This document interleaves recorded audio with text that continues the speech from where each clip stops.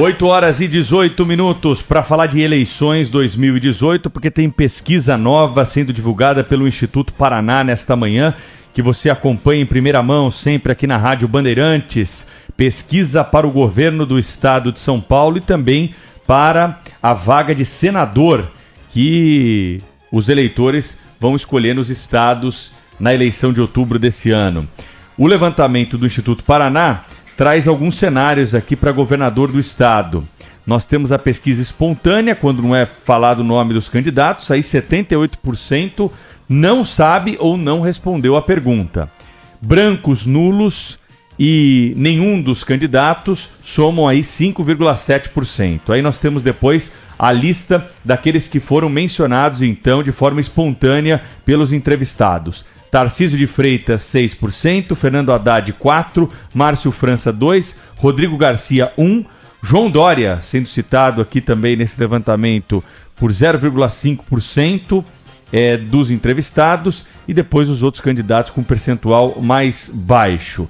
No cenário estimulado, quando o entrevistador fala o nome dos candidatos, aí nós temos uma mudança dos números. Não sabe, não respondeu, 8%, nenhum branco ou nulo, 16%, Fernando Haddad, 28%, Tarcísio de Freitas, 17%, Márcio França, 17%, Rodrigo Garcia, 7%, Felício Ramute, 1%, Gabriel Colombo, 1%, e os outros candidatos com menos de 1%. E no cenário 2, que é o cenário estimulado, mas com um número menor ali, só os candidatos que figuram nas primeiras posições, nós temos Fernando Haddad com 29%, Márcio França 18%, Tarcísio de Freitas 18%, Rodrigo Garcia 7%. Não sabe, não respondeu 8%, nenhum branco e nulo 17%. Vamos começar por aí a análise desses números com o Murilo Hidalgo, que é o diretor-presidente do Instituto Paraná, que está ao vivo conosco aqui na Rádio Bandeirantes. O que mais te chama atenção nessa atualização do cenário de São Paulo, hein, Murilo? Bom dia. Bom dia, Pedro. Bom dia aos ouvintes da Rádio Bandeirantes. O que chama atenção é o crescimento, né, do candidato Tarcísio e do candidato Rodrigo, o que era esperado, né? O Tarcísio, principalmente pela vinculação com o presidente Jair Bolsonaro, e o Rodrigo, porque o atual governador, a cada dia que passa, vai se tornando mais conhecido também. Murilo. Sônia Blota aqui, tudo bem?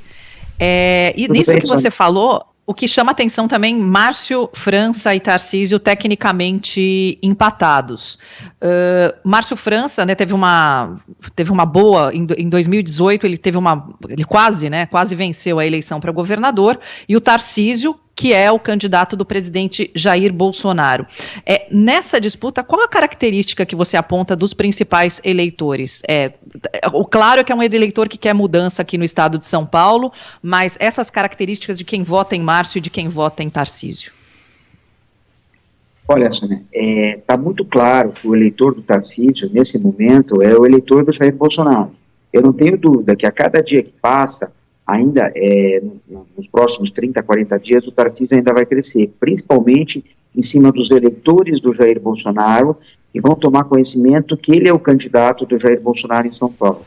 O Haddad está muito linkado na candidatura do Lula, e o Rodrigo Garcia vai tentar ser a terceira via, ele é o governador de São Paulo. E o Márcio França, ele tem o recall da eleição passada, mas ele vai precisar achar principalmente um mote em relação à eleição presidencial. Tarcísio, muito bom dia, bem-vindo ao nosso programa. O Paraná Pesquisa também divulgou o levantamento. Oi. É o Murilo, Tarcísio é o candidato. Desculpe. Desculpe, Murilo Hidalgo, presidente do Paraná Pesquisa. Murilo, eu estou vendo aqui que também vocês divulgaram uma pesquisa sobre a intenção de votos de presidente da República entre os eleitores do estado de São Paulo, né? E esse levantamento mostrou uma coisa muito interessante, que é também digamos assim, a ampliação da vantagem de Jair Bolsonaro sobre Lula, não é? Em abril, o Lula estava na frente, 34 a 31, quando chegou no início de maio, uma pesquisa que do Paraná fez com que subisse para o Jair Bolsonaro 35,8, passando numericamente o candidato do PT com 34,9. E agora, nessa pesquisa do final de maio, portanto estamos falando ali talvez umas 3 semanas depois da pesquisa anterior, o presidente Jair Bolsonaro registra 39,1 contra 35 do Lula, abrindo 4,1 de vantagem, já ali praticamente fora da margem de erro, né? Esse crescimento do Bolsonaro certamente arrastou também o crescimento de Tarcísio Gomes de Freitas.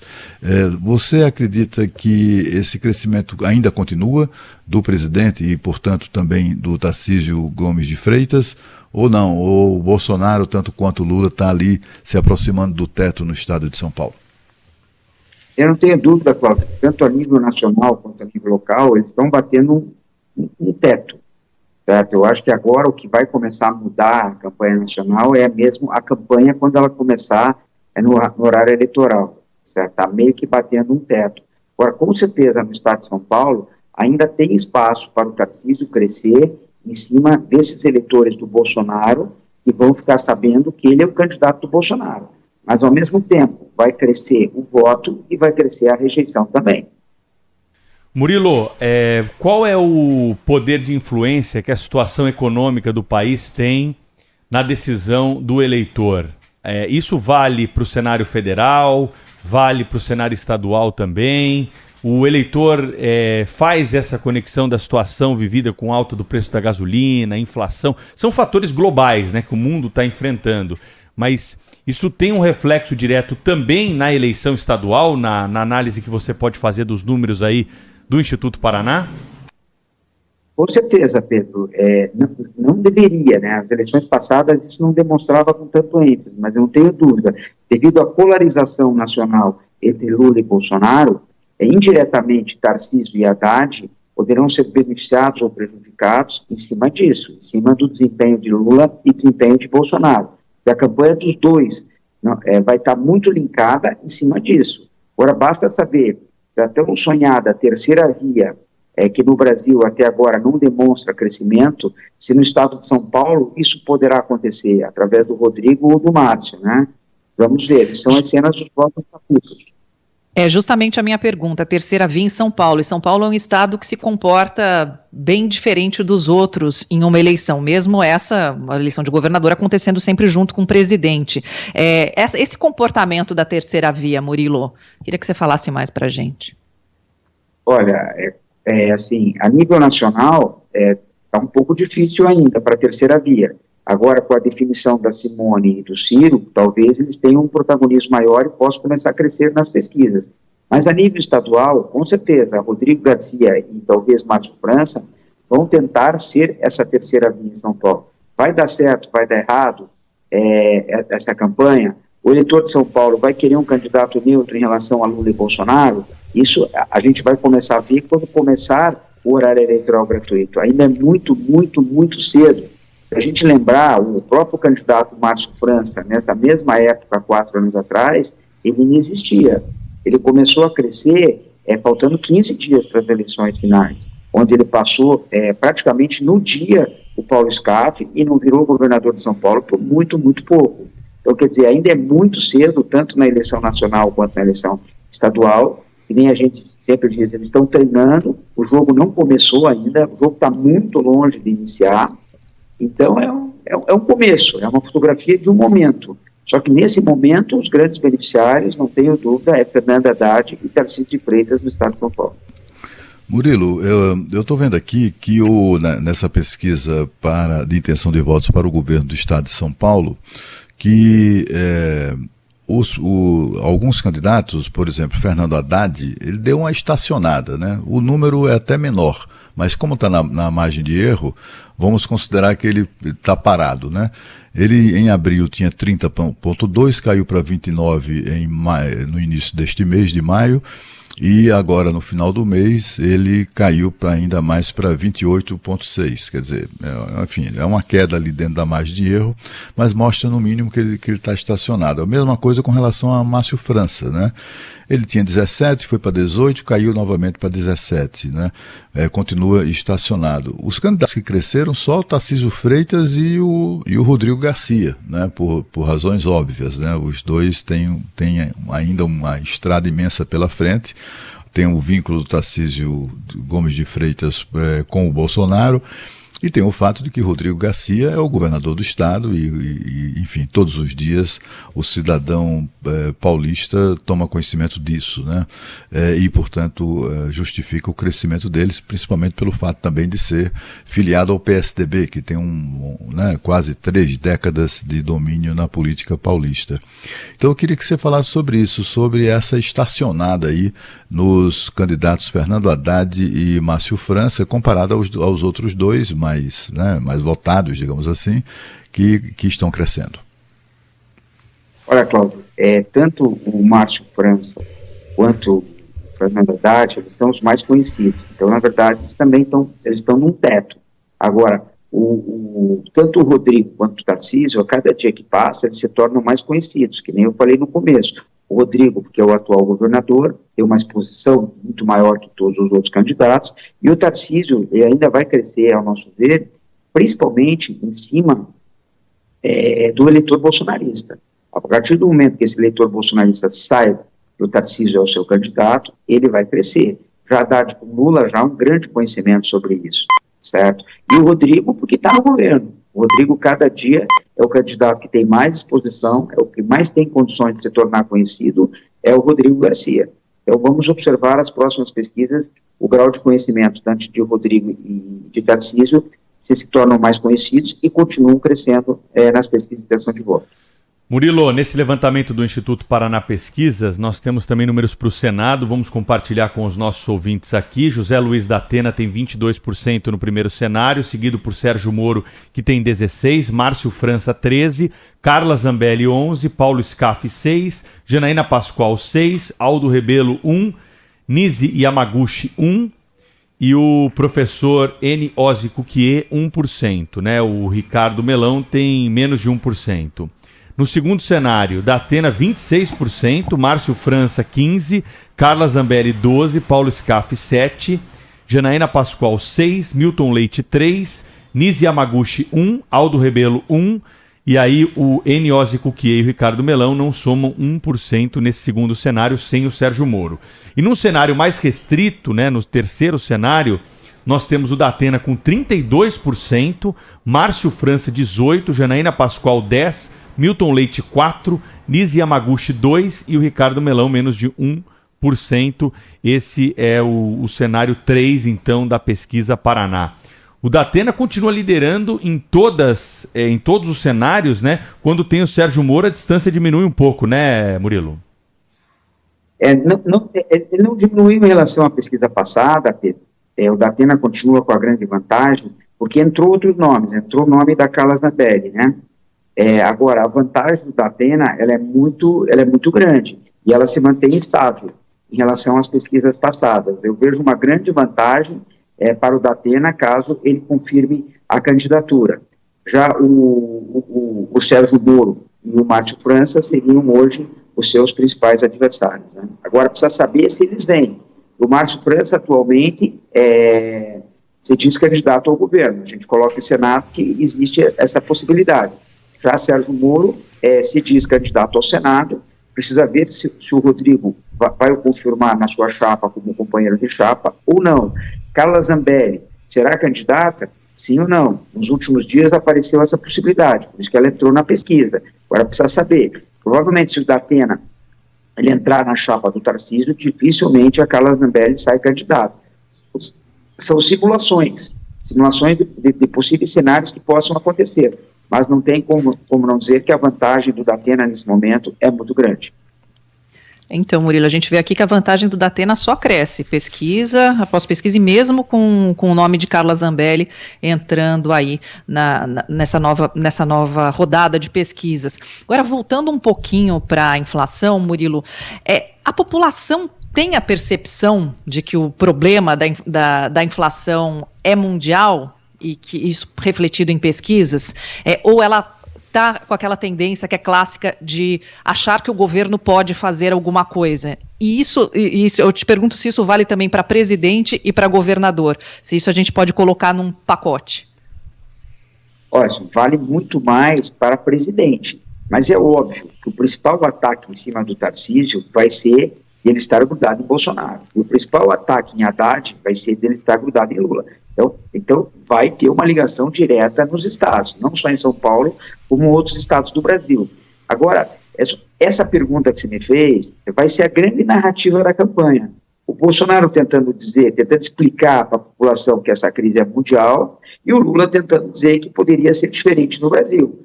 Vamos ver lá na frente qual narrativa vai prevalecer. No momento, não tenho dúvida que está prevalecendo a narrativa do Lula. Porque as pessoas vão ao mercado, as pessoas vão às compras e elas estão sentindo, elas vão ao posto de gasolina, ela vai sentindo dia a dia o aumento. Esse aumento não cessa, cada dia aumenta mais. Então isso é muito ruim para o presidente Bolsonaro. Agora vamos ver a campanha. Quando vier a campanha, qual narrativa vai prevalecer? Vai prevalecer essa narrativa que na época do Lula era melhor, que isso vai voltar aos tempos do Lula, que as coisas vão baixar, as pessoas vão ter mais poder de compra, ou vai valer uma narrativa do Bolsonaro, onde a crise é mundial e ele não tem culpa? Ou vai prevalecer a narrativa de uma terceira via, chega de Lula e chega de Bolsonaro? Isso a gente vai saber lá no pleito. Agora, uma coisa eu afirmo para vocês, está muito cedo. Por enquanto, só treinamento. O jogo ainda não começou.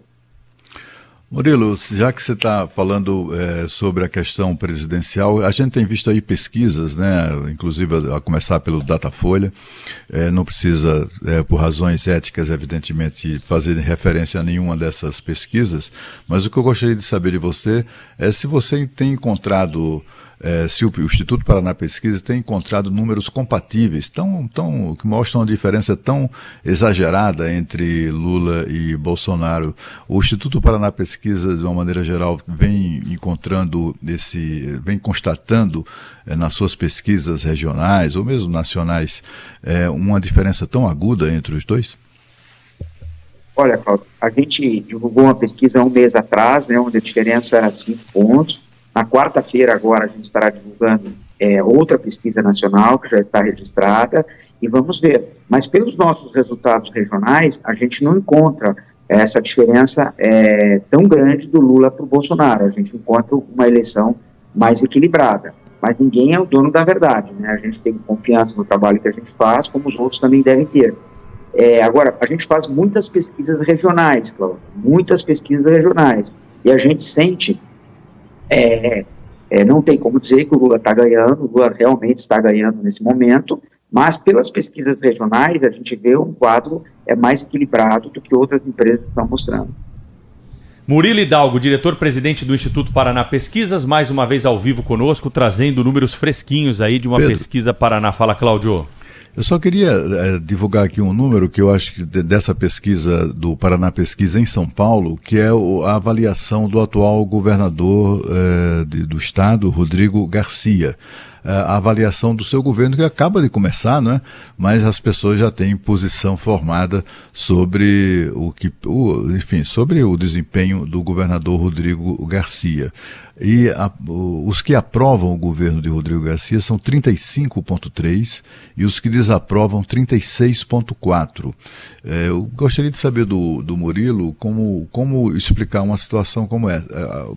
É preciso dizer que o desempenho de Rodrigo Garcia é muito melhor do que o desempenho de aprovação e desaprovação que vinha sendo registrado pelo seu antecessor, o ex-governador João Dória.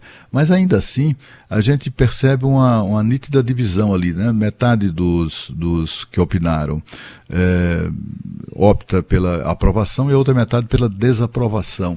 Isso isso tem a ver mesmo com o desempenho, Murilo, ou tem a ver com herança, digamos assim, né? Com vínculos com o ex-governador João Dória? Não tem como negar que há um vínculo, né, do Rodrigo Garcia com o João Dória, porque ele o sucedeu, a imagem dos dois é colada. Agora, o que chama atenção, Cláudio, é o índice não sabe, não opinou. Isso mostra o desconhecimento com relação ao Rodrigo Garcia, o que mostra que ele tem potencial, tanto para crescer quanto eleitoralmente, como para crescer sua rejeição. Nós temos 28% das pessoas que não sabem avaliar o seu governo. Esse índice é muito alto, que mostra um desconhecimento ainda muito grande em nome do atual governador Rodrigo Garcia. Valeu, Murilo. Obrigado pela participação ao vivo aqui. Até a próxima pesquisa, hein? Até a próxima e sempre à disposição dos amigos da Rádio Bandeirantes. Rede Bandeirantes de Rádio.